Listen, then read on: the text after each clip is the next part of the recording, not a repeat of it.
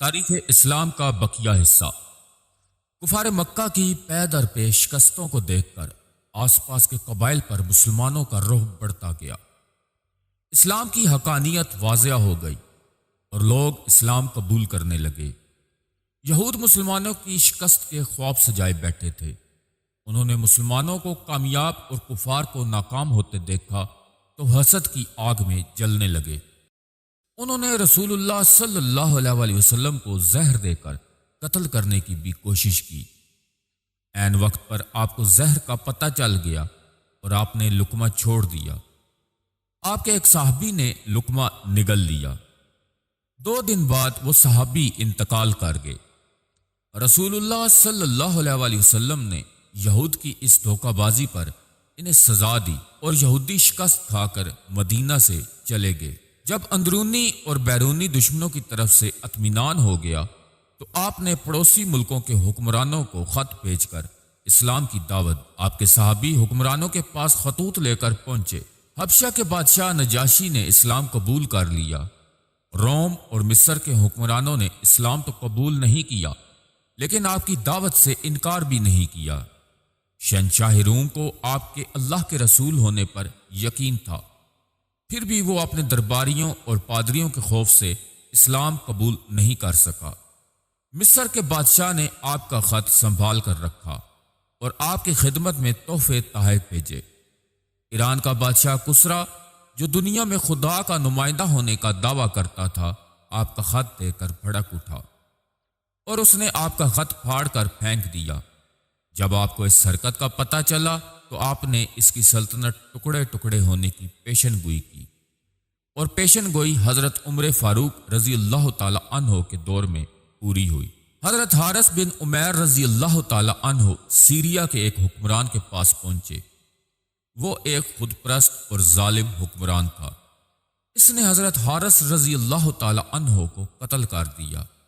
ان کے قتل کا بدلہ لینے کے لیے رسول اللہ صلی اللہ علیہ وسلم نے حضرت زید بن حارث رضی اللہ تعالی عنہ کی قیادت میں 3000 فوجیوں کو روانہ کیا۔ 1,00,000 فوج جمع کر لی۔ مشرق کے مقام پر جنگ ہوئی اور حضرت زید بن حارث شہید ہو گئے۔ رومیوں کا بھی کافی جانی نقصان ہوا اور یہ جنگ بغیر کسی فیصلے کے ختم ہو گئی۔ مسلمانوں کو روم جیسی بڑی طاقت سے ٹکراتا دیکھ کر جزیرے عرب میں ان کا رعب طاری ہو گیا اور مدینہ کی چھوٹی سی ریاست کو خاص اہمیت حاصل ہو گئی۔ اس سے پہلے خالد بن ولید رضی اللہ تعالی عنہ اسلام قبول کر چکے تھے اور وہ ماہر کمانڈر ثابت ہوئے۔ اسی بیچ رسول اللہ صلی اللہ علیہ وسلم نے کعبۃ اللہ کی زیارت یعنی عمرہ کا ارادہ کیا، لیکن کفار مکہ نے آپ اور صحابہ کو مکہ میں داخل ہونے نہیں دیا۔ کفار سے مقام حدیبیہ میں امن معاہدہ ہوا، حالانکہ اکثر صحابہ اس صلح کے خلاف تھے۔ صلح حدیبیہ کے بعد کفار مکہ اور مسلمانوں کے بیچ امن کا ماحول قائم ہو گیا اور لوگ ایک دوسرے سے بغیر کسی بندش کے ملنے لگے۔ اس سے اسلام کی تعلیم کو سمجھنے میں بہت مدد ملی۔ لوگ آسانی سے مدینہ آ کر مسلمانوں کے رہن سہن اور اعلیٰ کردار کو دیکھنے لگے۔ ان کا متاثر ہونا فطری تھا۔ لوگ تیزی سے اسلام قبول کرنے لگے۔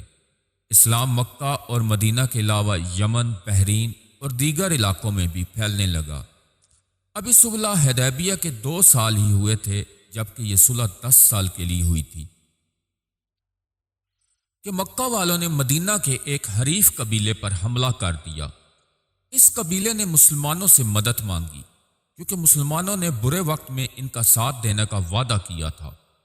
رسول اللہ صلی اللہ علیہ وسلم نے 10,000 صحابہ کی فوج تیار کی اور مکہ روانہ ہو گئے۔ کفار کو اپنی غلطی کا احساس ہوا تو مکہ کے سردار ابو سفیان نے معاہدے کی تجدید کی، لیکن مسلمانوں نے تجدید سے انکار کر دیا۔ یہاں یہ بات قابل غور ہے کہ جب بھی وعدہ خلافی کی کفار نے کی، جب بھی وعدہ شکنی ہوئی تو انہی کی طرف سے، جبکہ مسلمان ہمیشہ اپنے قول کے پابند رہے۔ بہرحال مسلمانوں کا لشکر 3 جانب سے مکہ میں داخل ہوا۔ کفار مکہ میں اب مسلمانوں سے مقابلہ کرنے کا حوصلہ نہیں تھا۔ آپ صلی اللہ علیہ وسلم نے اعلان کرا دیا کہ جو شخص مسلمانوں سے مقابلہ نہیں کرے گا اور اپنے گھر کا دروازہ بند کر کے بیٹھے گا یا ابو سفیان کے گھر میں پناہ لے گا یا کعبۃ اللہ کی حدود میں ہوگا، اسے کچھ نہیں کہا جائے گا۔ چند شرارت پسندوں نے حضرت خالد بن ولید رضی اللہ تعالی عنہ کی قیادت والے ٹکڑے پر تیر برسائے اور مسلمانوں نے جوابی کارروائی کرتے ہوئے ان کا کام تمام کر دیا۔ جو شر پسند تھے وہ بھاگ گئے۔ انسانی تاریخ میں یہ پہلا موقع تھا جب کسی شہر اور اس طرح فتح کیا گیا تھا کہ شہر کے ان ظالموں اور قاتلوں تک کو معاف کر دیا گیا تھا جنہوں نے مسلمانوں کا جینا حرام کر رکھا تھا۔ نہتے اور معصوم لوگوں کو اذیتیں دے دے کر قتل کیا کرتے تھے۔ ان کا مال و اسباب لوٹ کر گھروں سے نکال دیا گیا تھا۔ ان کے معصوم بچوں تک کو دودھ اور پانی سے محروم کر دیا گیا تھا۔ رسول اللہ صلی اللہ علیہ وسلم نے عام معافی کا اعلان کر کے درگزر اور انسانیت کی نئی تاریخ رقم کر دی، یہاں تک کہ اپنے چچا حضرت امیر حمزہ رضی اللہ تعالی عنہ کے قاتل وحشی اور ہندا کو بھی معاف کر دیا۔ یہ دونوں مسلمان ہو گئے۔ آپ صلی اللہ تعالی علیہ وآلہ وسلم نے کعبہ کو بتوں اور تصویروں سے پاک کیا، وہاں رکھے ہوئے تمام بتوں کو توڑ دیا۔ لوگوں نے اپنی آنکھوں سے دیکھا کہ بت کسی کا کچھ نہیں بگاڑ سکتے، جبکہ کفار ان سے ڈرتے تھے اور انہیں پناہ طلب کرتے تھے۔ رسول اللہ صلی اللہ علیہ وآلہ وسلم نے حضرت بلال کو کعبۃ اللہ میں اذان دینے کو کہا اور اس کے ساتھ مکہ میں مساوات اور عدل و انصاف کا دور شروع ہوا۔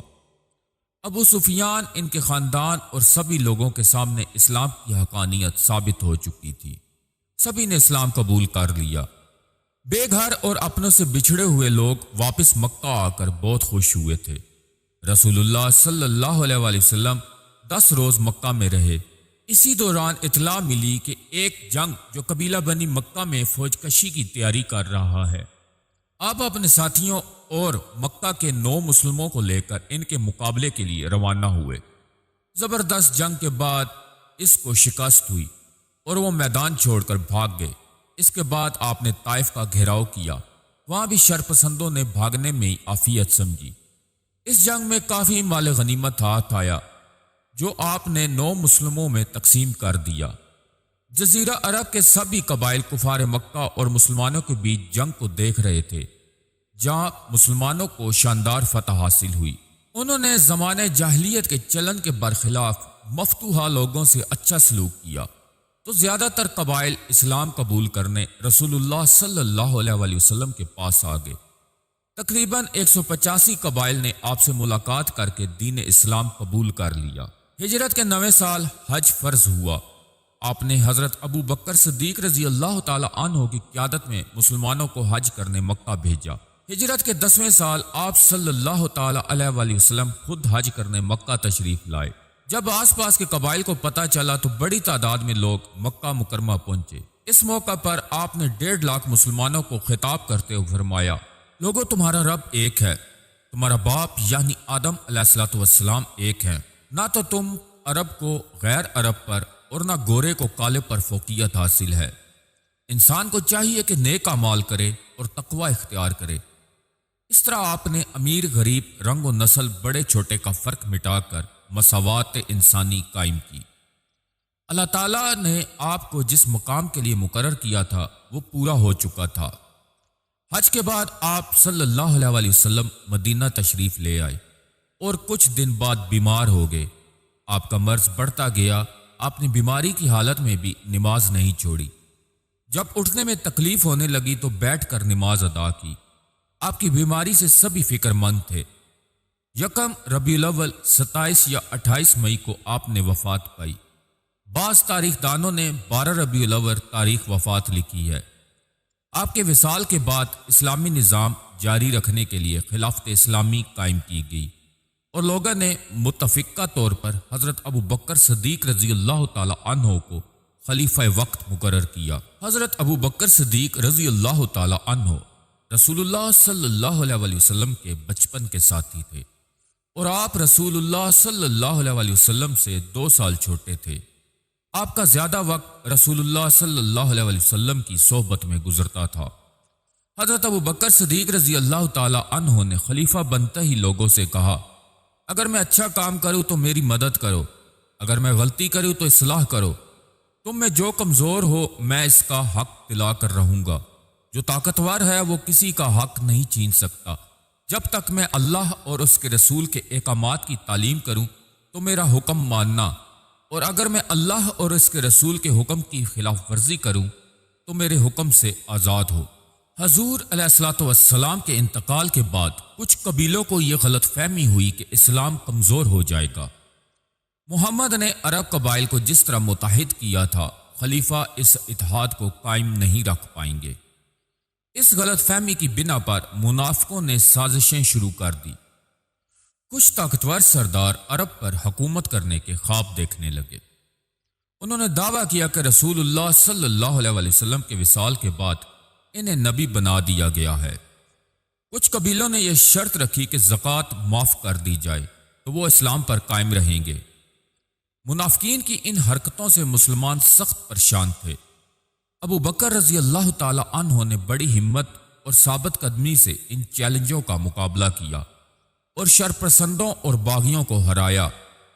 ان کے مقابلے میں کئی صحابہ اور ہزاروں مسلمان شہید ہوئے۔ رسول اللہ صلی اللہ علیہ وسلم نے وصال سے قبل سیریا کی مہم کے لیے حضرت اسامہ رضی اللہ تعالی عنہ کی قیادت میں ایک لشکر تیار کیا تھا جس سے سیریا روانہ ہونا تھا۔ کیونکہ جھوٹے نبیوں سے مقابلے کے لیے مدینہ میں فوج کی ضرورت تھی تو صحابہ رضی اللہ تعالی عنہ نے ابو بکر صدیق رضی اللہ تعالی عنہ کو مشورہ دیا کہ فی الحال اس لشکر کو مہم پر نہ بھیجا جائے۔ آپ نے جواب دیا کہ جس لشکر کو رسول اللہ صلی اللہ علیہ وسلم نے تیار کیا ہے میں اسے کیسے روک سکتا ہوں، اور جس سے رسول اللہ صلی اللہ علیہ وسلم نے سپہ سالار بنایا ہو میں اسے کیسے ہٹا سکتا ہوں۔ ابو بکر صدیق رضی اللہ تعالی عنہ کے ان فیصلوں سے امت کو بہت فائدہ ہوا اور آپ نے تھوڑے ہی دن میں چاروں طرف امن و امان قائم کر دیا۔ ابو بکر صدیق رضی اللہ تعالی عنہ نہایت سادہ زندگی گزارتے تھے۔ وہ مدینہ میں رہنے والے یتیموں، بیواؤں اور بوڑھوں کی خدمت کیا کرتے تھے۔ ایک بار حضرت عمر رضی اللہ تعالی عنہ نے دیکھا کہ ابو بکر نماز فجر کے بعد دور ایک پہاڑی کی طرف جاتے ہیں۔ حضرت عمر رضی اللہ تعالی عنہ کو خواہش ہوئی کہ دیکھے ابو بکر کہاں جاتے ہیں۔ ایک روز جب عمر رضی اللہ تعالی عنہ ابو بکر کے پیچھے پیچھے چل دیے، شہر سے تھوڑی دور ایک پہاڑی نظر آئی، اس میں غار آیا۔ ابو بکر اس میں داخل ہو گئے، عمر بھی ان کے پیچھے پیچھے چلے آئے۔ اس غار میں ایک اندھا اور انتہائی ضعیف شخص رہتا تھا۔ حضرت ابو بکر صدیق رضی اللہ تعالی عنہ نے اپنے کرتے کی جیب سے روٹی نکالی اور اسے کھلانے لگے۔ اسے کھانا کھلانے کے بعد غار کی صفائی کی اور واپس آ گئے۔ جب ابو بکر صدیق رضی اللہ تعالی عنہ کا انتقال ہو گیا تو عمر کو اس ضعیف نابینا کا خیال آیا۔ فجر کی نماز کے بعد آپ اسی غار میں تشریف لے گئے، بوڑھے کو سلام کیا اور روٹی کا نوالہ بنا کر منہ میں ڈالا۔ بوڑھے نے کہا تم ابو بکر نہیں ہو، بتاؤ کون ہو؟ حضرت عمر رضی اللہ تعالی عنہ نے پوچھا آپ کو کیسے پتا چلا کہ میں ابو بکر نہیں ہوں؟ بوڑھے نے کہا کہ میرے منہ میں دانت نہیں ہیں۔ ابو بکر رضی اللہ تعالی عنہ روٹی کو اپنے منہ سے نرم کر کے مجھے کھلاتے تھے، لیکن تم نے ثابت نوالا میرے منہ میں ڈال دیا ہے۔ یہ کردار تھا ہمارے راشدین کا۔ وہ حکومت کو عیش و آرام کا سامان نہیں، غریبوں اور ضرورت مندوں کی خدمت سمجھتے تھے۔ خود معمولی کپڑے پہنتے، روکھا سوکھا کھاتے اور ہر وقت عوام کے بیچ میں رہتے۔ 624 میں حضرت ابو بکر صدیق رضی اللہ تعالی عنہ کا 63 سال کی عمر میں انتقال ہوا۔ مدینہ میں موجود صحابہ نے اتفاق رائے سے حضرت عمر رضی اللہ تعالی عنہ کو خلیفہ بنایا۔ آپ کو بیت المال یعنی سرکاری خزانے سے ابو بکر کی طرح ہی وظیفہ مقرر کر دیا گیا۔ حضرت ابو بکر صدیق رضی اللہ تعالی عنہ کے دور سے اسلامی فتوحات کا سلسلہ شروع ہو چکا تھا اور اسلامی فوجیں پڑوسی ایران اور سیریا یعنی مشرقی روم سلطنت کے دروازوں تک پہنچ چکی تھی۔ حضرت عمر نے فوج کو مستحکم کیا، کئی شہر بسائے، نہریں اور کنویں کھدوائے اور اسلام کی تبلیغ و اشاعت کے لیے زندگی وقف کر دی۔ آپ کا پورا خاندان معمولی وظیفے پر گزر بسر کرتا تھا۔ آپ نے عوام کی بھلائی کے لیے کئی شعبے قائم کیے۔ اس دور میں اسلام بڑی تیزی سے ایران، شام، فلسطین، مصر، تنزانیہ اور مشرقی ایشیا تک پھیل چکا تھا۔ آپ دن بھر حکومت کے کاموں میں مصروف رہتے اور رات کو مدینے کی گلیوں میں گھوم کر یہ پتہ لگاتے کہ کوئی بھوکا تو نہیں سویا۔ ایک مرتبہ حضرت عمر رضی اللہ تعالی عنہ گشت پر تھے کہ گھر سے بچوں کی رونے کی آواز آئی۔ آپ نے آواز لگا کر پوچھا کہ بچے کیوں رو رہے ہیں؟ تو بچوں کی ماں نے بتایا، میرا خاوند جہاد پر نکلا ہوا ہے، آمدنی کا کوئی ذریعہ نہیں، بچے بھوک سے پریشان ہیں، میں نے پتیلی میں پانی بھر کر آگ پر چڑھا دی ہے اور بچوں کو تسلی دے رکھی ہے کہ کھانا پک رہا ہے، تھوڑی دیر میں روتے روتے یہ سو جائیں گے۔ حضرت عمر رضی اللہ تعالی عنہ بیت المال سے آٹا اور گھی لے کر آئے، خود آٹا گوندا، روٹی بنائی اور بچوں کو کھلایا۔ اگلے روز سے ہی اس عورت اور بچوں کا وظیفہ جاری کر دیا۔ آپ نے پہلی بار نہریں اور کنویں کھدوائے، سڑکیں بنوائی اور کئی نئے شہر بسائے اور باقاعدہ فوج کی تنخواہیں مقرر کی۔ آپ نے غریبوں اور محتاجوں کے لیے وظیفے مقرر کیے۔ آپ کے دور حکومت کی مہاتما گاندھی اور دوسرے رہنماؤں نے بڑی تعریف کی ہے۔ ذی الحج 644 کو آپ رضی اللہ تعالی عنہ مسجد نبوی میں نماز فجر کی امامت کروا رہے تھے کہ ایک پارسی غلام ابو لولو فیروز نے آپ پر خنجر سے حملہ کر دیا۔ آپ شدید زخمی ہو گئے اور 3 دن بعد آپ انتقال کر گئے۔ انا للہ و انا الیہ راجعون۔ آپ کی خلافت 10 سال 6 مہینے رہی۔ حضرت عمر رضی اللہ تعالی عنہ کے انتقال کے بعد صحابہ نے اتفاق رائے سے حضرت عثمان غنی رضی اللہ تعالی عنہ کو خلیفہ منتخب کیا۔ حضرت عثمان نے نوجوانی میں ہی اسلام قبول کر لیا تھا۔ رسول اللہ صلی اللہ علیہ وآلہ وسلم کی 2 صاحبزادیاں آپ کے نکاح میں تھیں، حضرت رقیہ اور حضرت ام کلثوم رضی اللہ تعالی عنہ۔ آپ ایک مالدار تاجر تھے۔ آپ نے مسلمانوں کے پیسے سے مدد کی، کئی باغات، زمینیں، کنویں خرید کر فلاح عامہ کے لیے وقف کیے۔ ہر جنگ میں آپ نے قوم کی مدد کی۔ رسول اللہ صلی اللہ علیہ وآلہ وسلم سے بہت محبت کرتے تھے۔ خلیفہ بننے کے بعد آپ نے اسی طرح عوام کی خدمت جاری رکھی۔ آپ ایک رحم دل اور ہمدرد انسان تھے۔ آپ کے دور حکومت میں ایران کا آخری کسرا یزدگرد مارا گیا اور پورے ایران پر مسلمانوں کی حکومت قائم ہو گئی۔ آپ نے ایشیائی کوچک کے علاقوں کو فتح کیا اور پہلی مرتبہ مسلمانوں نے بحری بیڑا تیار کر کے رومیوں سے سمندر میں مقابلہ کیا۔ اس دور میں اس قدر مال غنیمت بیت المال میں آیا کہ مکہ اور مدینہ میں کوئی بھی غریب نہ رہا۔ آپ کا نرم دل اور سادہ لو ہونے کا کچھ یہودیوں نے فائدہ اٹھایا۔ ہم پہلے ہی بتا چکے ہیں کہ رسول اللہ صلی اللہ علیہ وآلہ وسلم جب مدینہ تشریف لائے تو یہودیوں نے آپ کو نقصان پہنچانے اور اسلام کا نام و نشان مٹانے کے لیے سازشوں کا جال بچھا دیا۔ حضرت عمر نے اس لیے یہودیوں کو ملک شام بھیج دیا، لیکن یہودی خاموشی سے بیٹھنے والے نہیں تھے، وہ تو موقع کی تلاش میں تھے۔ آخرکار حضرت عثمان رضی اللہ تعالی عنہ کے دور میں انہیں اپنی سازش بروئے کار لانے کا موقع مل گیا۔ یمن کے ایک مکار یہودی عبداللہ بن سبا نے دکھاوے کے لیے اسلام قبول کر لیا اور مسلمانوں کو کمزور کرنے کے لیے نا اتفاقی پیدا کرنے لگا۔ اس نے لوگوں میں یہ غلط فہمی پیدا کر دی کہ حکومت باپ سے بیٹے کو ملتی ہے، اس لیے حضرت محمد صلی اللہ علیہ وآلہ وسلم کے بعد حکومت ان کے خاندان کے کسی فرد کو ملنی چاہیے۔ اس وقت حضرت علی رضی اللہ تعالی عنہ حیات تھے۔ عبداللہ بن سبا نے یہ افواہ پھیلائی کہ حکومت کے مستحق حضرت علی رضی اللہ تعالی عنہ ہیں اور یہ حق انہیں ہی ملنا چاہیے۔ 9 مسلم اور سازشی قسم کے لوگوں نے ان کا ساتھ دیا۔ حضرت عثمان رضی اللہ تعالی عنہ کو شام کے وقت حضرت معاویہ رضی اللہ تعالی عنہ نے اس کی سازش کے بارے میں بتایا اور اسے گرفتار کر لیا گیا۔ کیونکہ آپ رحم دل انسان تھے، آپ نے عبداللہ بن سبا کو کوئی سخت سزا دینے کی بجائے ملک بدر کرنے کا حکم دے دیا۔ عزیز سامعین، عبداللہ بن سبا جہاں بھی گیا اس نے مکاری سے اپنے ہم خیال پیدا کر لیے۔ اس کام کے لیے لوگوں کو حضرت علی اور رسول اللہ صلی اللہ علیہ وسلم پھوپھی زاد بھائی حضرت زبیر رضی اللہ تعالی عنہ کی طرف سے جعلی خط بھی دکھائے اور لوگوں کو بتایا کہ یہ صحابہ میرے ساتھ ہیں۔ اس طرح مختلف شہروں میں گھوم کر عبداللہ بن سبا نے اپنے ہم خیال پیدا کرنے شروع کر دیے۔ اس کی سازش سب سے زیادہ کوفہ اور مصر میں کامیاب رہی۔ اب سازش کرنے والوں نے گورنروں کے خلاف بھی جھوٹی شکایات بھیجنا شروع کر دی۔ حضرت عثمان رضی اللہ تعالی عنہ نے تحقیقات کروائی تو شکایت جھوٹی نکلی۔ آخر کار سازشی ٹولہ حاجیوں کے بھیس میں ہتھیار بند ہو کر مدینے پہنچ گیا۔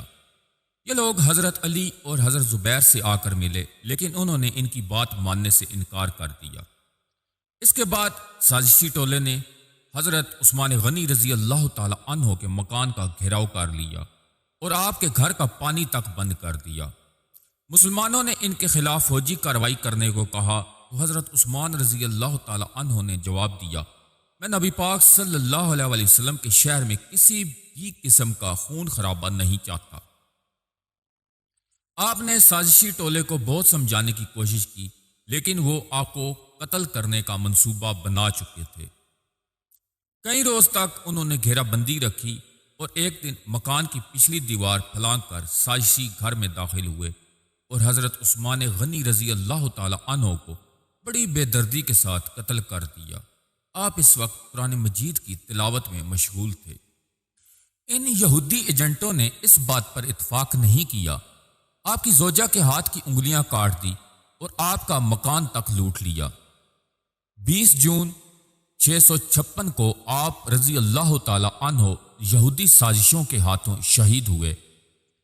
انا للہ و انا الیہ راجعون۔ اور یہیں سے مسلمانوں کے بیچ تفرقے کا بیج پڑ گیا۔ آپ کو شہید کرنے کے لیے سازشیوں نے حضرت علی رضی اللہ تعالی عنہ سے خلیفہ بننے کو کہا، لیکن حضرت علی رضی اللہ تعالی عنہ نے انکار کر دیا۔ مسند خلافت خالی پڑی تھی اور ایک سازشی غافقی مسجد نبوی میں امامت کرانے لگا۔ یہ حالات دیکھ کر مدینے میں موجود صحابہ کو فکر ہونے لگی کہ کہیں سازشی خلافت پر قبضہ نہ کر بیٹھیں۔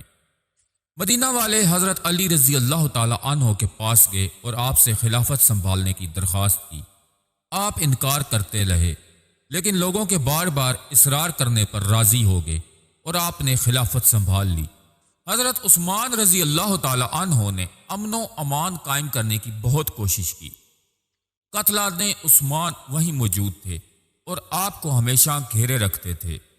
2 بڑے صحابیوں حضرت زبیر رضی اللہ تعالی عنہ اور حضرت طلحہ رضی اللہ تعالی عنہ نے عثمان کے قاتلوں کو سزا دینے کا مطالبہ کیا تو حضرت علی نے کہا، پہلے میں امن قائم کر دوں، لوگوں کے دلوں میں جو غلط فہمی اور بے اعتمادی پیدا ہو گئی ہے اسے دور کر دوں۔ سازشی بھی حضرت علی رضی اللہ تعالی عنہ کو دوسرے معاملات میں الجھائے رکھنا چاہتے تھے تاکہ آپ قاتلوں کو سزا نہ دے سکیں۔ خلیفہ بنتے ہی آپ نے حضرت عثمان رضی اللہ تعالی عنہ کے جن گورنروں کے خلاف شکایت کی گئی تھی انہیں ان کے عہدوں سے ہٹانے کا فرمان جاری کر دیا۔ اس قدم سے مسلمانوں میں مزید غلط فہمیاں پیدا ہو گئی۔ سازشی ٹولہ دن رات اسی فکر میں رہتا کہ مسلمانوں میں اتحاد پیدا نہ ہو اور آپس میں لڑتے رہیں تاکہ حضرت علی قاتلوں کو سزا نہ دے سکیں۔ حضرت عثمان کے قاتلوں کو سزا دلانے کے لیے کئی صحابہ اور قبیلے اٹھ کھڑے ہوئے۔ حضرت علی رضی اللہ تعالی عنہ اور حضرت عائشہ رضی اللہ تعالی عنہا کے حامی ایک دوسرے سے بھیڑ گئے۔ بڑی تعداد میں مسلمان ایک دوسرے کے ہاتھوں مارے گئے۔ فتوحات کا جو سلسلہ جاری تھا وہ رک گیا اور مسلمان کی تلوار مسلمان کے خلاف اٹھنے لگی۔ جو لوگ حضرت علی رضی اللہ تعالی عنہ کے گرد جمع تھے انہوں نے آپ کو کبھی چین سے نہیں بیٹھنے دیا۔ شام گورنر حضرت معاویہ حضرت عثمان کے قریبی رشتہ دار تھے، انہوں نے بھی قاتلان عثمان کو سزا دینے کا مطالبہ کیا۔ اختلافات اتنے بڑے کہ حضرت علی اور حضرت معاویہ کے بیچ جنگ چھڑ گئی جس میں ہزاروں مسلمان مارے گئے۔ اسی بیچ کچھ مسلمان حضرت علی اور حضرت معاویہ سے ناراض ہو گئے اور انہوں نے الگ گروہ بنا لیا۔ ان لوگوں کو خارجی کہا جاتا ہے۔ ان لوگوں نے ملت اسلامیہ کے مسائل ختم کرنے کا اپنا ہی طریقہ نکالا اور حضرت علی اور حضرت معاویہ کے قتل کی سازش تیار کی۔ 661 کی صبح حضرت علی نماز فجر پڑھانے مسجد جا رہے تھے کہ ایک خارجی نے چھپ کر آپ پر حملہ کر دیا۔ وار آپ کے سر پر کیا گیا۔ شدید زخمی حالت میں آپ کو گھر لے جایا گیا اور 21 رمضان کی شب آپ شہید ہو گئے۔ جب آپ کی شہادت کا وقت قریب آیا تو آپ کے ساتھیوں نے پوچھا کہ رسول اللہ نے آپ کو قرآن و حدیث کے علاوہ بھی کوئی خاص بات بتائی ہوئی ہے؟ تو آپ نے قسم کھا کر کہا کہ قرآن کے علاوہ میرے پاس کچھ بھی نہیں ہے۔ اس سے یہ بات ثابت ہوتی ہے کہ ابن سبا اور اس کے ساتھی حضرت علی رضی اللہ تعالی عنہ کو خلیفہ اول بنانے کی جو بات کر رہے تھے وہ جھوٹ تھی۔ اگر رسول اللہ صلی اللہ علیہ وآلہ وسلم ایسی کوئی وصیت کرتے تو آپ ضرور بتاتے۔ نہ ہی محمد صلی اللہ علیہ وآلہ وسلم نے حضرت علی رضی اللہ تعالی عنہ کو الگ سے کوئی تعلیم دی۔ حالانکہ حضرت علی رضی اللہ تعالی عنہ کا دور حکومت سازشوں افراتفری کا دور تھا۔ اس کے باوجود آپ اسلامی تعلیمات عام کرنے اور غریبوں کو ان کا حق دینے کے لیے ہمیشہ کوشاں رہتے۔ بیت المال میں جو کچھ آتا وہ غریبوں اور ضرورت مندوں میں تقسیم کر دیتے۔ آپ نے پورے عزم اور حوصلے کے ساتھ ملت کی اصلاح کی کوشش کی۔ انا للہ و انا الیہ راجعون۔ آپ کی شہادت کے بعد لوگوں نے آپ کے بڑے فرزند حضرت حسن رضی اللہ تعالی عنہ کے ہاتھ پر بیعت کی۔ حسن مسلمانوں کے درمیان پیدا ہونے والے تفرقے کو ختم کرنا چاہتے تھے۔ آپ کو اہل کوفہ نے معاویہ کے خلاف بھڑکانے کی لاکھ کوششیں کی، لیکن آپ نے صبر کا دامن نہ چھوڑا۔ اب 6 مہینے خلیفہ رہے۔ آپ نے ایک معاہدہ کر کے خلافت حضرت معاویہ رضی اللہ تعالی عنہ کے سپرد کر دی اور رسول اللہ صلی اللہ علیہ وآلہ وسلم کی اس پیشن گوئی کو ثابت کر دکھایا کہ میرا یہ بیٹا مسلمانوں کی 2 جماعتوں کے بیچ صلح کروائے گا۔ 41 ہجری 661 کو حضرت معاویہ نے خلافت سنبھالی اور مسلمانوں کے آپسی اختلافات اور خارجیوں کی بغاوت کے سبب نظام حکومت درم برم ہو چکا تھا۔ اسلام دشمن طاقتیں مسلمانوں کو مٹانے کے مواقع دیکھ رہی۔ حضرت معاویہ رضی اللہ تعالی عنہ نے امن قائم کیا، سرحدوں کو مضبوط کیا اور خارجیوں کو سمجھا بجھا کر دوبارہ امت مسلمہ کا حصہ بنانے کی کوشش کی، لیکن خارجی اپنی شرارتوں سے باز نہیں آئے۔ آپ نے خارجیوں کو راہ راست پر لانے کے لیے کئی مہمات شروع کی۔ آپ نے دوبارہ رومیوں کے خلاف محاذ آرائی کی۔ حضرت معاویہ رضی اللہ تعالی عنہ 19 سال خلیفہ رہے اور اس دور میں دوبارہ امن و امان قائم کیا۔ آپ کے دور میں حضرت حسن رضی اللہ تعالی عنہ انتقال کر گئے۔ اپنے انتقال سے قبل حضرت معاویہ نے اپنے بیٹے یزید کے لیے خلافت کی بیعت لی۔ اس سے پہلے کسی بھی خلیفہ نے ایسا نہیں کیا اور کبھی بھی خلافت کو اپنے خاندان کے لیے مخصوص نہیں کیا۔ حضرت معاویہ کا یہ طریقہ مسلمانوں کے لیے نیا تھا اور لوگ شش و پانی میں مبتلا تھے۔ اس دور میں حضرت حسین رضی اللہ تعالی عنہ، حضرت عبداللہ بن عمر رضی اللہ تعالی عنہ اور حضرت عبداللہ بن زبیر رضی اللہ تعالی عنہ جیسے دیندار اور سمجھدار صحابہ موجود تھے۔ سب کو نظر انداز کر کے حضرت معاویہ رضی اللہ تعالی عنہ نے اپنے بیٹے کو شاید اس لیے خلیفہ بنایا تاکہ ان کے انتقال کے بعد ملت میں دوبارہ اختلافات نہ پڑیں اور دوبارہ خلافت کے حصول کے لیے لڑائیاں نہ ہوں۔ بہرحال یزید میں نہ تو سیاسی سوجھ بوجھ تھی اور نہ ہی تقوی۔ اس نے تلوار کے زور پر حکومت کرنے کی کوشش کی۔ یزید نے حضرت معاویہ کی اس نصیحت کو بھی نظر انداز کر دیا جس میں انہوں نے لوگوں کی خطاؤں کو درگزر کرنے اور مدینہ والوں کے ساتھ نرمی برتنے کی تلقین کی تھی۔ ادھر کوفہ والوں کو دوبارہ سازشیں کرنے کا موقع مل گیا تھا۔ حضرت حسن کبھی بھی ان کے دام فریب میں نہیں آئے تھے۔ اہل کوفہ نے ان سے پہلے حضرت علی کو اپنی حمایت کا یقین دلا کر غداری بھی کی تھی۔ اس کے بعد حضرت حسن رضی اللہ تعالی عنہ کے ساتھ بھی یہی سلوک کیا گیا۔ حضرت حسین رضی اللہ تعالی عنہ ایک سچے اور سادہ انسان تھے۔ کوفہ والوں نے انہیں ہزاروں کی تعداد میں خط بھیجے۔ ان کے وفود آپ سے آ کر ملے اور یقین دلایا کہ ہم آپ کی خلافت کے حق میں ہیں، ہم بیعت کرنے کو تیار ہیں۔ آپ نے ان باتوں پر یقین نہ کیا۔ مدینے میں موجود آپ کے رشتہ داروں اور صحابہ نے آپ کو بہت سمجھایا کہ آپ کوفہ والوں پر بھروسہ نہ کریں، آپ سادہ انسان ہیں۔ ان پر بھروسہ کر بیٹھے اور اپنے خاندان والوں کے ساتھ کوفہ کے لیے روانہ ہو گئے۔ وہاں جا کر پتہ چلا کہ کوفہ والے تو گورنر ابن زیاد کے ساتھ کھڑے ہیں۔ آپ نے ان کا نام لے لے کر خطوط دکھائے جن میں انہوں نے آپ کی بیعت کرنے کا وعدہ کیا تھا۔ لیکن کوفی خاموش کھڑے رہے۔ آپ نے زیاد کے سامنے 3 باتیں رکھی، یا تو آپ کو خاندان سمیت کسی سرحد کی جانب نکال دیا جائے تاکہ آپ اور آپ کے اہل خانہ جہاد میں شامل ہو سکیں، یا دمشق یزید کے پاس بھیج دیا جائے تاکہ اس کے ساتھ بات چیت کر کے معاملے کو طے کر سکیں، یا مدینہ واپس جانے دیا جائے۔ اگر یہ شرطیں منظور نہیں ہیں تو وہ اس سے مقابلہ کرنے کو تیار ہیں۔ ابن زیاد ایک ظالم اور سازشی شخص تھا۔ وہ یزید کی نظروں میں اچھا بننا چاہتا تھا۔ وہ یہ اصرار کرتا رہا کہ حسین رضی اللہ تعالی عنہ اس کے ہاتھ پر یزید کے لیے بیعت کریں، تبھی وہ انہیں کہیں جانے دے گا۔ حضرت حسین رضی اللہ تعالی عنہ کے سامنے مقابلے کے علاوہ اور کوئی راستہ نہ تھا۔ آپ نے 72 ساتھیوں کے ساتھ مل کر یزید کی فوج سے مقابلہ کیا اور شہید ہو گئے۔ آپ کے اہل خانہ کو گرفتار کر کے دمشق لے جایا گیا۔ دمشق سے یزید نے اہل بیت کو مدینہ بھیج دیا۔ مدینے میں جب حضرت حسین رضی اللہ تعالی عنہ اور ان کے خاندان والوں کی شہادت کی اطلاع پہنچی تو وہاں کوہرام مچ گیا۔ لوگ یزید سے سخت ناراض ہو گئے اور انہوں نے گورنر کو وہاں سے نکال دیا۔ یزید نے دوسری غلطی کی اور مدینہ والوں سے بات چیت کرنے کی بجائے فوج بھیج دی۔ اہل مدینہ اور شامیوں کے بیچ جنگ ہوئی جس میں مدینہ والوں کو شکست ہوئی۔ کئی صحابہ اور تابعین اس جنگ میں شہید ہو گئے اور مسلمانوں کے بیچ اختلافات گہرے ہوتے چلے گئے۔ اس افسوسناک واقعہ کے بعد تھوڑی دنوں بعد یزید کا انتقال ہو گیا۔ یزید کے بعد شامیوں نے اس کے فرزند معاویہ ثانی کو خلیفہ بنایا، لیکن وہ ایک خدا ترس اور متقی انسان تھا۔ اس نے 3 مہینے بعد ہی خلافت چھوڑ دی اور گوشہ نشین ہو گیا۔ شامیوں کو اقتدار اپنے ہاتھوں رکھنے کی عادت پڑ چکی تھی۔ وہ خود کو بنی امیہ کے ہاتھوں ہی محفوظ سمجھتے تھے۔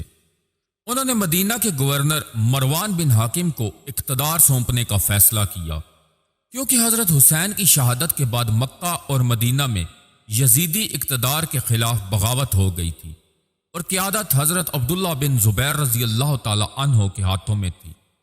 سب سے پہلے وہ حسین کے قاتلوں کو کیفر کردار تک پہنچانا چاہتے تھے۔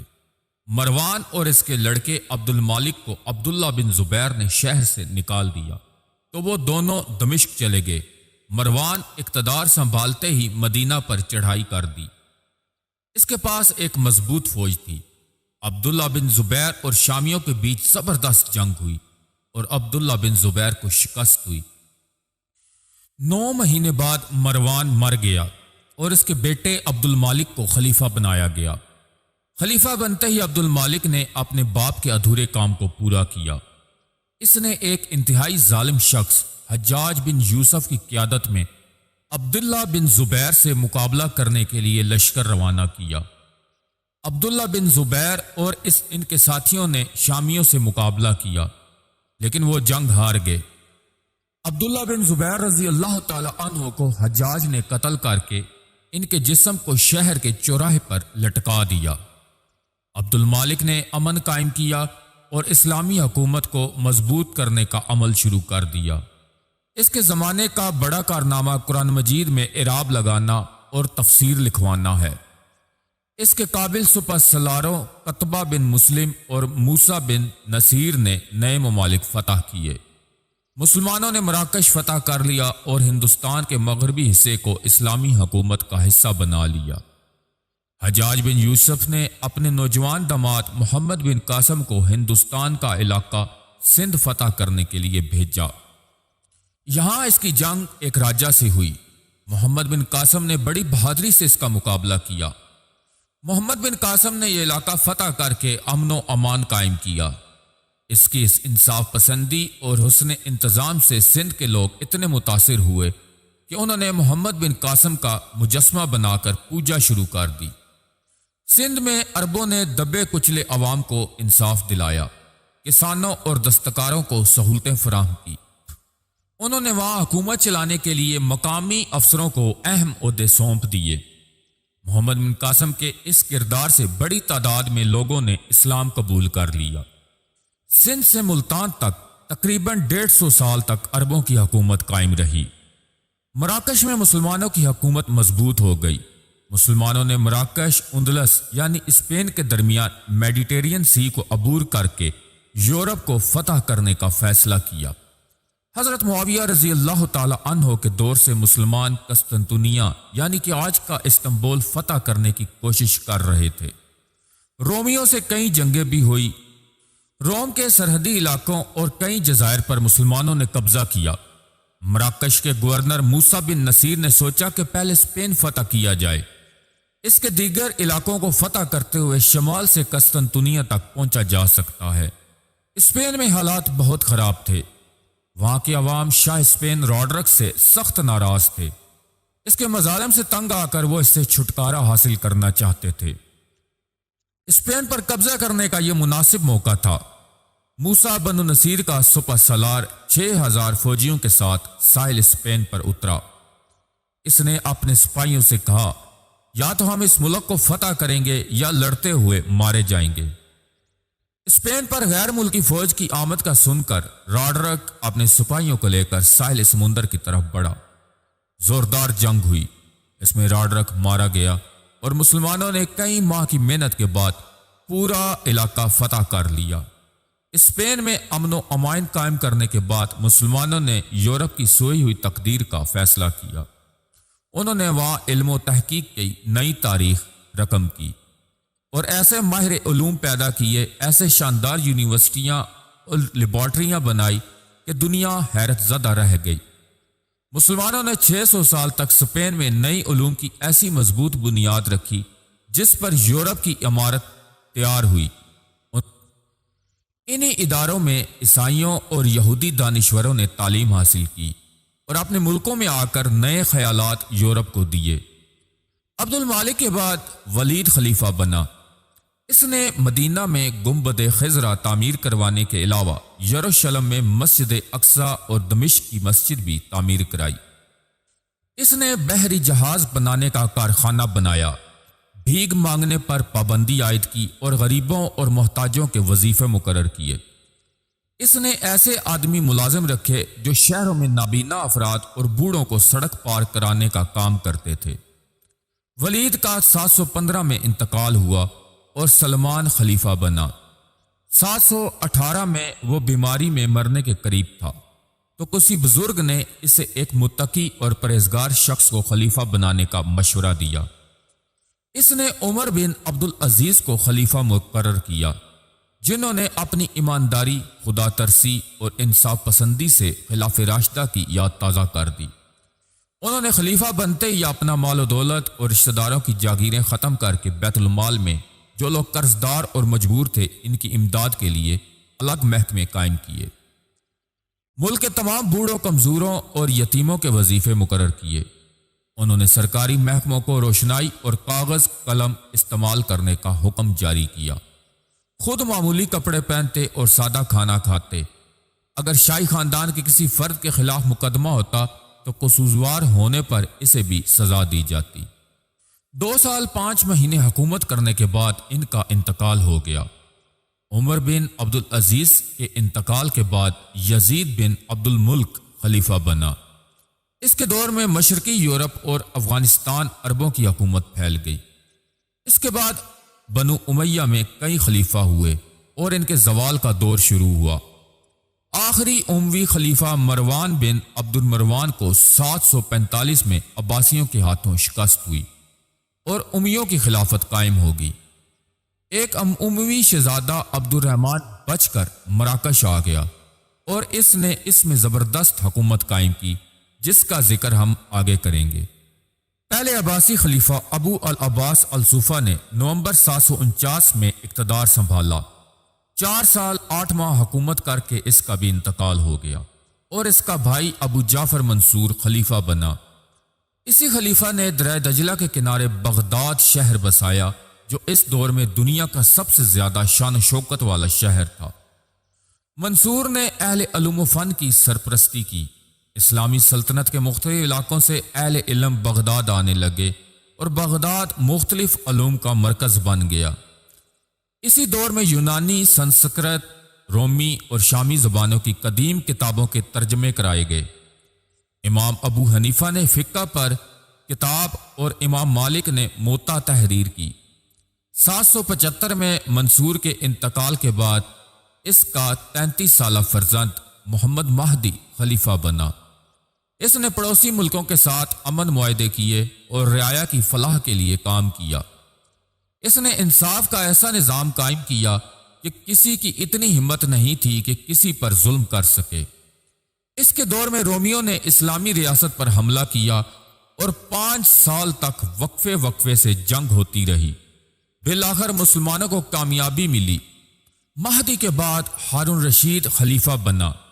786 سے 809 تک دور اسلامی علوم و فنون کی ترقی کا دور تھا۔ اس نے ملک میں انصاف قائم کیا اور عوام کو ہر طرح کی سہولیات فراہم کی۔ وہ رات کو بھیس بدل کر گھومتا اور لوگوں کی تکلیفوں کا پتہ لگاتا۔ عزیز سامعین، ہارون رشید کا سب سے اہم کام بغداد میں ایک تحریکی مرکز بیت الحکمت کا قیام ہے، جہاں بڑے بڑے علماء کتابیں لکھا کرتے تھے۔ اس کے دور میں بڑے بڑے علماء، محقق اور سائنسدان بغداد آ گئے۔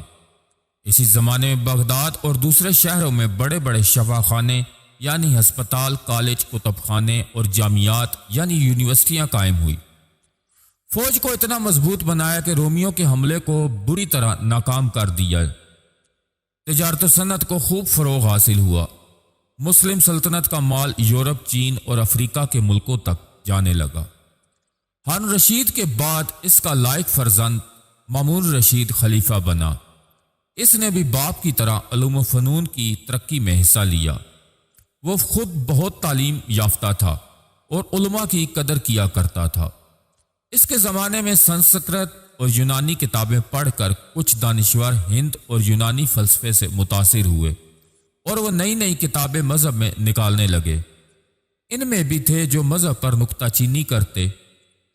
ان لوگوں کی امام احمد بن حنبل رحمۃ اللہ علیہ نے سخت مخالفت کی۔ مامون کے بعد اس کا بھائی ابو الاسحاق خلیفہ بنا۔ وہ تلوار کا دھنی تھا۔ حالانکہ اس کے زمانے میں علمی ترقی جاری رہی، لیکن اس کی رومیوں سے کئی جنگیں ہوئی اور اس نے کئی مارکوں میں انہیں شکست دی۔ اس کے بعد عباسیوں کا زوال شروع ہو گیا۔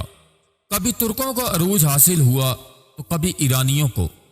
دھیرے دھیرے عباسی خلیفہ دوسروں کے ہاتھوں کٹ پتلی بنتے گئے۔ خلیفہ کی کمزوری اور نااہل اور جاہلوں کے عروج سے دین میں نئی نئی باتیں داخل ہونے لگی۔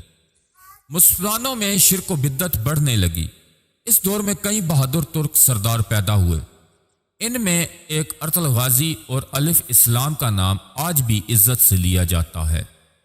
ان سرداروں نے اسلام دشمن طاقتوں سے جنگیں کی اور خلافت عباسیہ کے لیے سیسا پلائی دیوار ثابت ہوئے۔ آخری عباسی خلیفہ مستعصم باللہ 1242 تا 1258 اس قدر کمزور تھا کہ اس نے حکومت کے سارے کام اپنے وزیر کے سپرد کر دیے۔ وزیر الکمی سنی مسلمانوں کی خلافت ختم کر کے کسی شیعہ کو خلیفہ بنانا چاہتا تھا۔ اس نے منگول حکمران ہلاکو کے مشیر خاص نصیر الدین توسی سے مل کر سازش تیار کی اور منگولوں کو خلافت عباسیہ پر حملہ کرنے کی دعوت دی۔ ہلاکو نے اپنے لشکر کے ساتھ بغداد پر حملہ کر دیا۔ آخر تک خلیفہ مستعصم باللہ کو یہ پتہ نہیں چلا کہ منگول شہر کی فصیل تک کیسے پہنچ گئے تھے۔ خلیفہ کو اندھیرے میں رکھا گیا۔ آخر کار منگولوں نے خلافت عباسیہ کی اینٹ سے اینٹ بجا دی۔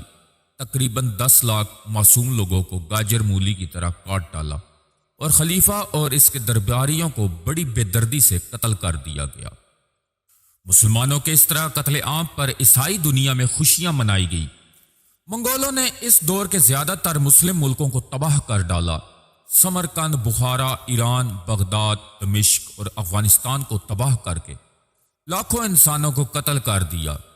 لیکن منگولوں کو مصر کے حکمرانوں نے عین جالوت کے مقام پر بری طرح شکست دی۔ اس نے زیادہ تر منگول سپاہیوں کو قتل کر دیا اور ان کے سر کاٹ کر شہر کے دروازوں پر لٹکا دیے۔ مسلم ملکوں پر حملے میں آرمینیا کے عیسائی بادشاہ ہیتم نے بڑی مدد کی۔ دور عباسی کو یہ امتیاز حاصل ہے کہ اس دور میں جدید علوم پر کی جانے والی تحقیق نے نئے نئے علوم کے دروازے کھولے، عوام کو اپنے خیالات کے اظہار کی آزادی دی۔ اس دور میں مختلف علوم پر کتابیں لکھی گئی۔ اس میں فقہ کو بھی زبردست ترقی حاصل ہوئی۔ امام ابو حنیفہ، امام مالک، امام شافی، امام احمد بن حنبل رضی اللہ تعالی عنہ نے اسلامی علوم کو آگے بڑھایا۔ اس دور میں امام غزالی اور ابن تیمیہ جیسے ماہر علماء بھی پیدا ہوئے۔ حالانکہ اسپین 711 میں فتح ہو گیا تھا، لیکن وہاں پہلے خود مختار حکومت اموی شہزادے عبد الرحمن بن معاویہ نے 756 میں قائم کی۔ عبد الرحمن نے اسپین میں ترقی کا دور شروع کیا اور اسی نے دنیا بھر میں مشہور کرتبہ کی جامع مسجد کی بنیاد ڈالی۔ اس کے فرزند خوشام بن عبد الرحمن نے اسپین کے سرکاری زبان عربی کو بنایا اور وہاں کے عیسائیوں اور یہودیوں کو عربی سیکھنے کا موقع ملا۔ اسی کے ساتھ ساتھ اسپین میں سائنسی علوم کی ترقی کا دور بھی شروع ہوا۔ خوشام کے فرانسیسی سے کئی جنگیں ہوئی، صرف ایک جنگ کے ہر بار فرانس کو شکست کا منہ دیکھنا پڑا۔ اسپین میں پہلی مرتبہ مسلمانوں نے پہاڑوں سے شہر تک نالیاں بنا کر پانی لانے کا انتظام کیا اور جگہ جگہ نل لگوائے۔ انہوں نے ہر علاقے میں باغات لگوائے اور مشرق میں پیدا ہونے والے کئی پھلوں کی وہاں کاشت کی۔ ہر شہر میں محتاج خانہ جہاں بے سہارا لوگ رہتے تھے تعمیر کیے گئے۔ طلبہ کے لیے ہاسٹل اور مفت تعلیم کا بھی بندوبست کیا گیا۔ اس زمانے میں اسپین کی آمدنی یورپ کی مجموعی آمدنی سے زیادہ تھی۔ اہل اسپین نے پہلی مرتبہ دریاؤں اور کنووں سے پانی کھینچنے کے لیے ہاتھ سے چلانے والے پمپ بنائے۔ عباس ابن فرناس نے پہلی مرتبہ ہوا میں اڑنے کا تصور پیش کیا اور گلائیڈر بنایا۔ اسپین کے لوگوں نے 12ویں صدی میں دنیا کو چشمہ دیا۔ وہاں کے بازاروں میں چشمے کی دکانیں تھیں۔ اسی دور میں سائنسی علوم پر ایسی ایسی کتابیں لکھی گئی کہ 18ویں صدی تک مغربی دنیا اس سے فائدہ اٹھاتی رہی۔ جیسا کہ ہر روز کو زوال ہوتا ہے، اسپین کی سلطنت میں بھی 1492 میں انتشار کا شکار ہو کر ختم ہو گئی۔ غرناطہ کا آخری حکمران ابو عبداللہ 1492 میں اپنا قلعہ عیسائی بادشاہ کے سپرد کر کے خاموشی سے مراقبت چلا گیا اور اپنی عوام کو عیسائیوں کے رحم و کرم پر چھوڑ گیا۔ اسپین پر قبضے کے بعد عیسائیوں نے مسلمانوں کے سامنے 3 شرطیں رکھی۔ یا تو وہ دین چھوڑ کر عیسائی مذہب اپنا لیں، ورنہ مرنے کے لیے تیار ہو جائیں، یا اپنا مال و اثاثہ چھوڑ کر کسی اور ملک میں چلے جائیں۔ کتنے ہی مسلمانوں کو یا تو زندہ جلا دیا گیا یا ملک بدر ہونے پر مجبور کر دیا گیا۔ انہیں مسلمانوں میں سے کچھ امریکہ پہنچ گئے اور انہوں نے وہاں اپنی بستیاں بنا ڈالی۔ لاکھوں کتابوں کو اسپین کے چوراہوں پر نظر آتش کر دیا گیا۔ مسجدوں کو گرجا گھروں میں تبدیل کر دیا گیا۔ 1492 میں کولمبس ہندوستان کی تلاش میں نکلا اور امریکہ پہنچ گیا۔ اس وقت اس کے جہاز کی کمان 2 عرب بھائیوں نے سنبھال رکھی تھی۔ جب عربوں میں اسلام کا دفاع کرنے کی صلاحیت ختم ہوگی اور وہ اسپین، بغداد اور مصر میں کمزور ہو کر منتشر ہو گئے تو اللہ تعالیٰ نے ترکوں کو دین اسلام کی خدمت کے لیے مامور کر دیا۔ ترکوں نے یورپ اور ایشیا کے نئے نئے علاقے فتح کیے اور اسی کے ساتھ منگولوں، صلیبی عیسائیوں اور دیگر حملہ آوروں سے مقابلہ کیا۔ سلطنت عثمانیہ کی بنیاد ایک بہادر ترک سردار عثمان نے رکھی۔ اس نے مسلمانوں کے دشمن منگولوں اور عیسائیوں کو بری طرح شکست دی۔ خاص طور پر علاقے کے عیسائیوں سے فوجی اہمیت کے کئی قلعے چھین لیے۔ عثمان کے بعد اس کا لائق فرزند سلطان بنا۔ اس نے پہلی بار ترکی سکے ڈھلوائے اور عیسائیوں سے کئی علاقے چھین لیے۔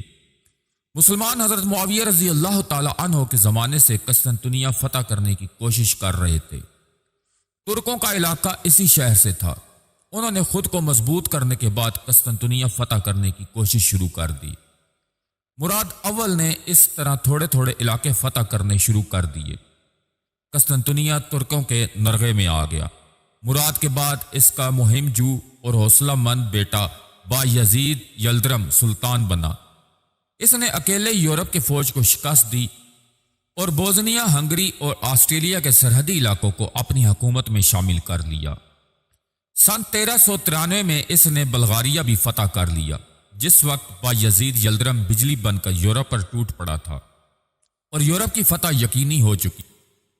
ایک کردار تیمور یورپ والوں سے بھاری رشوت لے کر ترکی سرحد پر حملہ شروع کر دیے۔ تیمور نام کا مسلمان تھا کیونکہ وہ بڑے فخر سے خود کو چنگیز خان اور ہلاکو خان کا وارث بتاتا تھا۔ اسلامی دنیا کو تباہ کرنے کا جو کام ہلاکو نہ کر سکا وہ تیمور نے پورا کیا۔ اس نے لاکھوں مسلمانوں کو موت کے گھاٹ اتار دیا، بڑے بڑے شہر کو خاک و خون میں ملا دیا۔ اس ظالم نے وسط ایشیا، افغانستان اور ہندوستان کی اسلامی حکومتوں کو ختم کر کے زبردست قتل عام کیا۔ اس نے بغداد اور دمشق پر دوبارہ حملہ کر کے ہلاکو کے ظلموں کو تازہ کر دیا۔ تیمور نے بایزید کے بیٹے موسیٰ کو گرفتار کر کے بڑی اذیتناک موت دی۔ اس پر بایزید بری طرح بھڑک اٹھا۔ اس وقت وہ یورپ کے محاذ پر تھا اور تھوڑی سی فوج لے کر تیموری لشکر سے جا ٹکرایا۔ اس کی فوج ختم ہو گئی اور تیمور لنگ نے اس عظیم مجاہد کو ایک پنجرے میں قید کر لیا۔ اسی قید میں بایزید کا انتقال ہو گیا۔ جس وقت سلطان نے بایزید کو گرفتار کیا تو فرانس اور آسٹریلیا کے صلیبی بادشاہوں نے اسے مبارکباد کے پیغام بھیجے۔ سن 1413 میں محمد اول ترکی کا سلطان بنا۔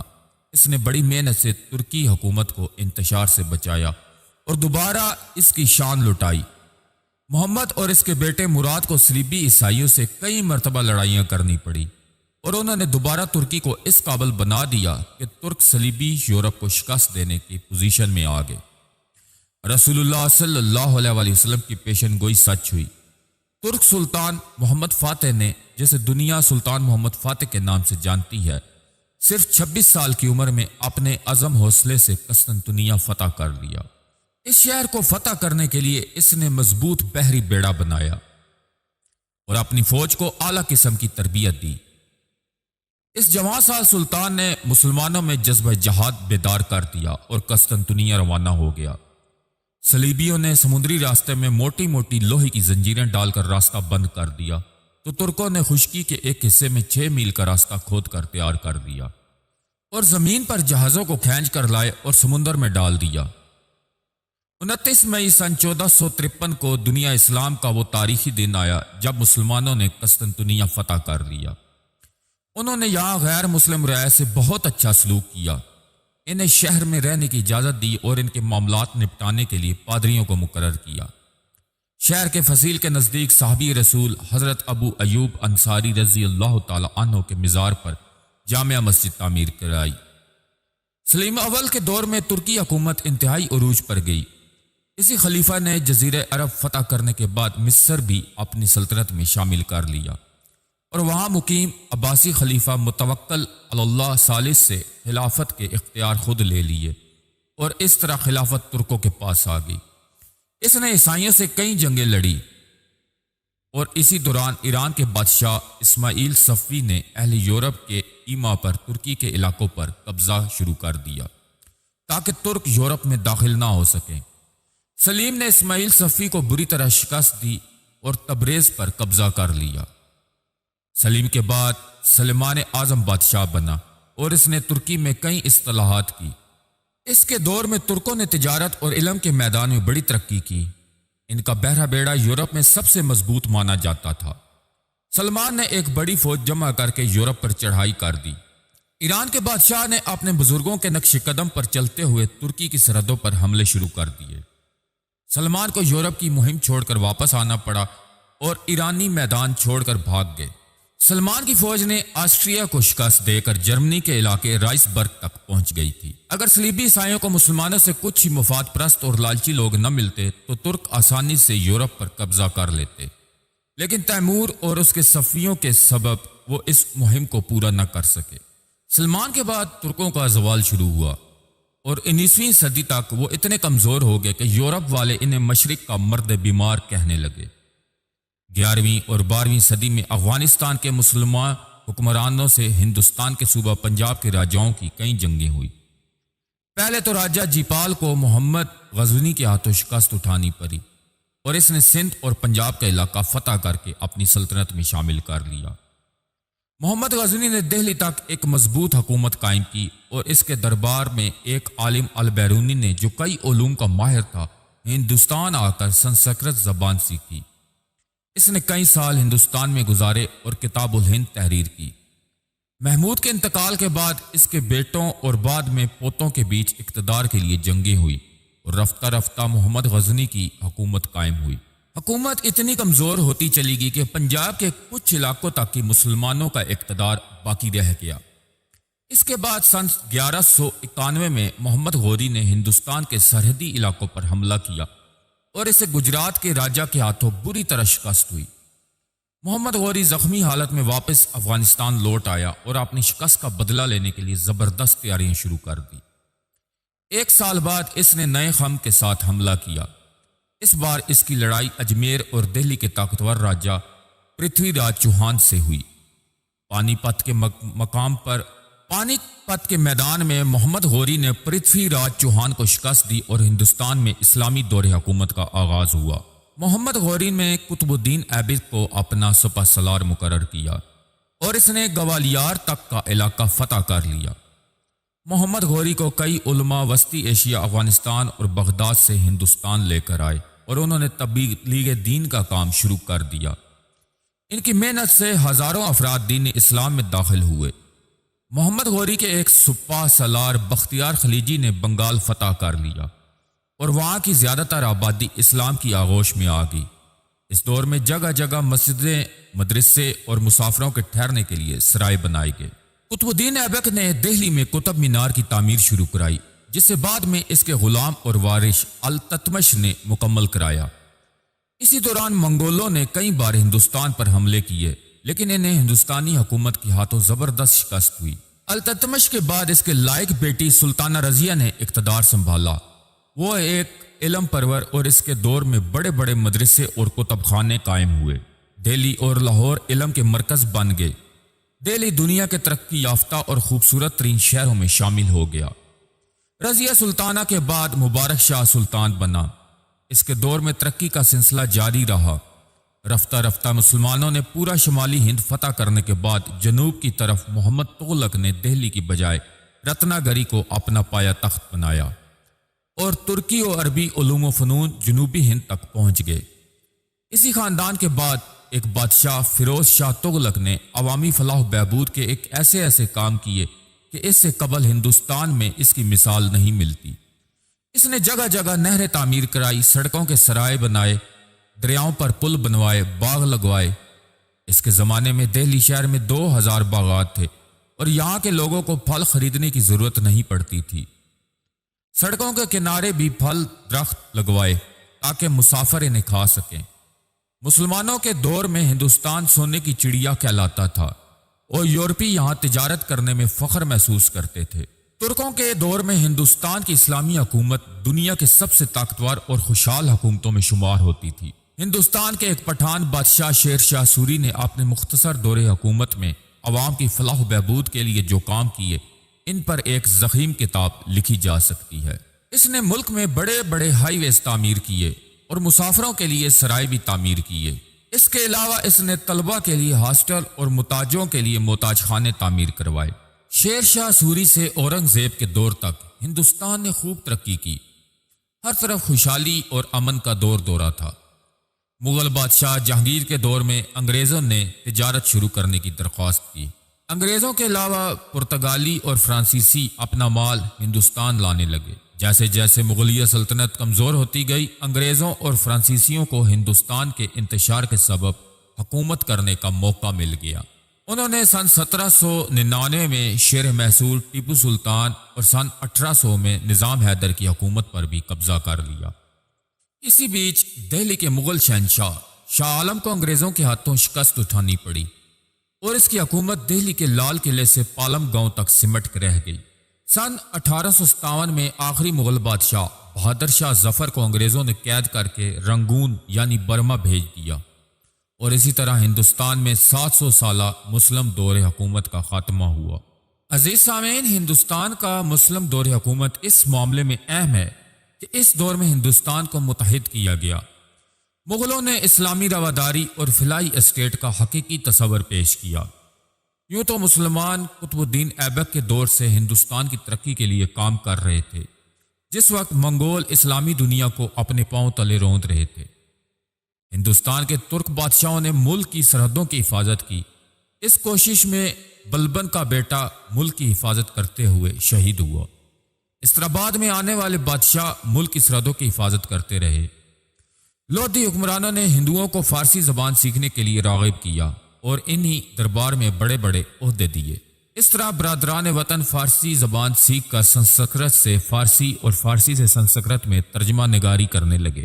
روحانیت میں بھی ہندوستانی مسلمانوں کی معین الدین چشتی رحمۃ اللہ علیہ، بابا فرید الدین گنج شکر رحمۃ اللہ علیہ، خواجہ بختیار کاکی رحمۃ اللہ علیہ، شیخ سرہند رحمۃ اللہ علیہ، شاہ ولی اللہ محدث دہلوی رحمۃ اللہ علیہ اور ان کے لائق فرزندوں نے رہنمائی کی۔